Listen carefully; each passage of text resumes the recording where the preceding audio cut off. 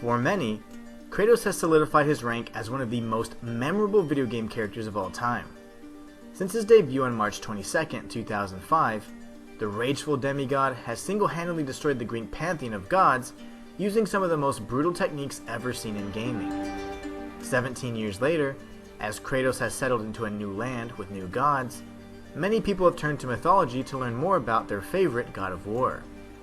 In this video, I'm going to show you who the real Kratos was and how he differs from the familiar character we've grown to love. So, without further ado, let's get started. In Greek mythology, Kratos was considered the divine personification of power itself. His very name stood for power and strength, and it was demonstrated on multiple occasions. He was born to Pallas, the Titan god of battle in Warcraft, and Styx, the ocean nymph who was goddess of the infernal river that shared her name. Kratos had several siblings, including his sisters Nike and Bia, and his brother Zeus. Kratos and his siblings dwelt alongside Zeus and were honored with high stations due to their mother's allegiance with the gods during the Titanomachy, a 10-year series of battles where the Titans faced off with the gods of Olympus. Because of Styx's decision to support the gods, Zeus rewarded her children and declared that all oaths must be sworn upon her.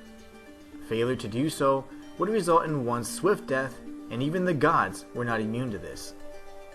Kratos was first mentioned in the poet Hesiod's Theogony, which was composed in the 8th century BC. It states, "And Styx, the daughter of the ocean, was joined to Pallas and bore Zeus, and trim-ankled Nike in the house. Also she brought forth Kratos and Bia, wonderful children. These have no house apart from Zeus, nor any dwelling nor path except that wherein God leads them, but they dwell always with Zeus the loud thunderer." Although this was only a brief mention, it made it clear that Kratos was highly revered amongst the Olympians and set the stage for his duties as Zeus's right hand. Speaking of a brief mention, I'd like to take this time to thank you for subscribing to the channel, because it helps me out immensely. Kratos' most reputable mention was in the tragedy Prometheus Bound, where Kratos and his sister Bia, ordered by Zeus, took Prometheus to the Scythian wilderness, where he was to be chained to a rock for all eternity. It's interesting to note that only Kratos and Bia were sent to carry out this harsh punishment. Considering the siblings were the embodiment of power and strength, it was clear that Prometheus' sentence was to be a cruel one. Kratos was an enforcer that would stop at nothing to carry out Zeus's will, and this mission would prove no different. Once they arrived at the site, Kratos essentially bullied the god Hephaestus into binding Prometheus, each time ordering the blacksmith god to use increasingly violent and painful methods. At one point, Hephaestus protested, but Kratos replied by stating, "Be soft.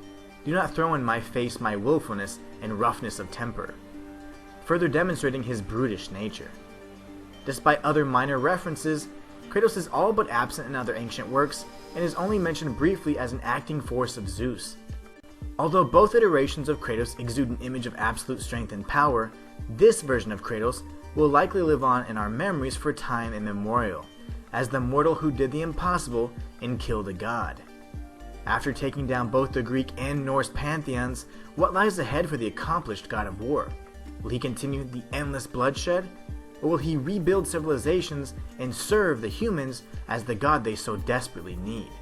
Let me know what you think down in the comments below, and until next time, it's the Inhuman One signing out.